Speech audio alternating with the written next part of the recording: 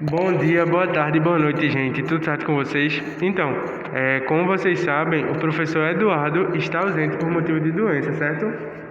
E eu estou momentaneamente assumindo as turmas dele, certo?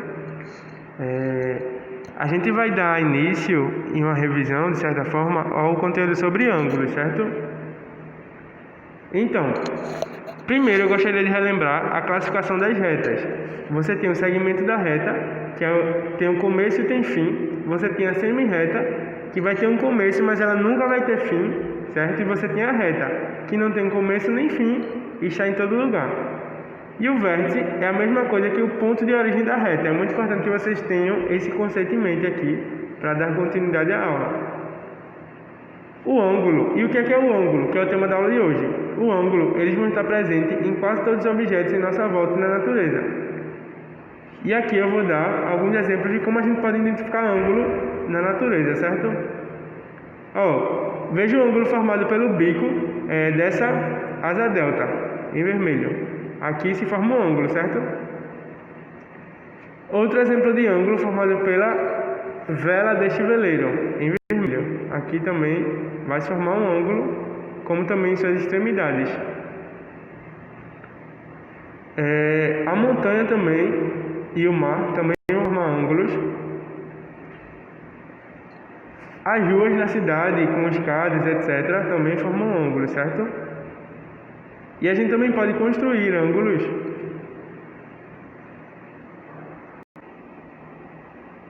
Então, na antiguidade já se sentia a necessidade de conhecimento e estudos de ângulos, certo? Por já se ter muito conhecimento nas figuras geométricas planas e espaciais. E as civilizações que mais se sobressaíam em relação a esse estudo foram os babilônicos e os chineses, certo? Na língua grega, ângulo era chamado de gônia. E ao passar do tempo, esse conhecimento foi aperfeiçoado, ou seja, ele foi melhorando. E estudando o conceito e ampliando, principalmente o estudo das relações entre suas medidas, hoje, a aplicação desse estudo é usada em várias áreas da ciência. E é feito de maneira mais prática na engenharia, astronomia e geografia, é muito usado o conceito de ângulo, principalmente na rota de aviões, de transporte público, etc. Certo? Aí na página 184 está um exemplo prático de vários ângulos que existem no bairro de Jardim, São Paulo. E nesse bairro ficam escolas, shopping, banca de jornal, revistas, videolocadora e também pode ser marcado ponto de encontro entre você e seus amigos, não agora durante a pandemia, né? Mas quando vocês tiverem acesso à vacina. E uma tarde, Julião marcou um colega para andar de skate em uma rua tranquila do bairro, com seu amigo, e ele não sabia como chegar lá. Julião fez um mapa para ele. E esse mapa que vão dar a localização ideal das figuras representadas abaixo, certo? 2 retas paralelas cortadas com uma travessa e 8 ângulos formados. Um polígono onde está marcado 2 de seus ângulos externos e 2 de ângulos internos, e uma circunferência e um diâmetro, certo?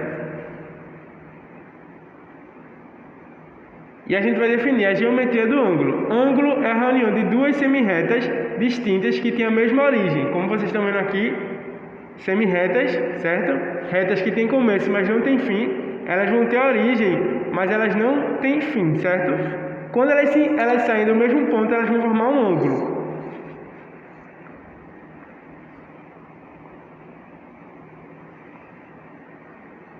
E aqui na figura abaixo é formado pelas semi-retas OA e OB. Aqui o ponto e vai ter de O para A, de O para A e de O para B, certo? Sendo o encontro de 2 semi-retas. O ponto O é a origem da semi-reta OA e também a semi-reta OB. E as semi-retas OA e OB formam um ângulo que chamaremos de ângulo OAB, que é a junção dos 3 de O, de A e de B, certo? E o ponto O é chamado de vértice do ângulo, que é seu início. Aqui, o ponto O é chamado de vértice do ângulo. E o que são ângulos congruentes? São aqueles que possuem a mesma abertura. Observadas as figuras ao lado, verificamos que os ângulos OAB e CED, aqui nessa segunda imagem, que é a junção do ângulo E e D, certo? São congruentes, pois têm a mesma abertura, o mesmo espaçamento entre eles, mesmo estando em situações diferentes.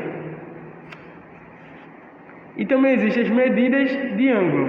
Vimos que ângulos são formados por duas semirretas da mesma origem e distintas, certo?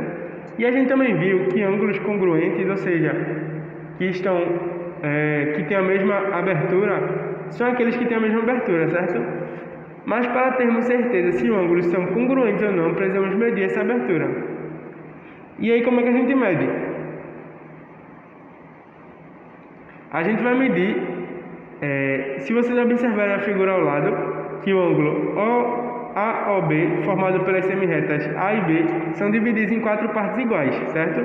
E o ângulo COD é uma das 4 partes do ângulo formado pelas semirretas AB. Portanto, podemos dizer que nesse caso que todos os ângulos dos quais OAB foi dividido são congruentes ao ângulo COD, certo? Porque são idênticas, têm a mesma abertura.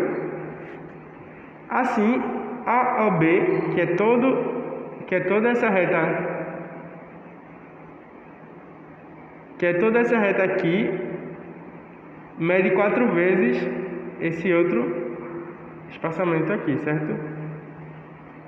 Também existem as unidades de medidas dos ângulos, que eu vou deixar para a próxima aula, certo? Obrigado e até a próxima.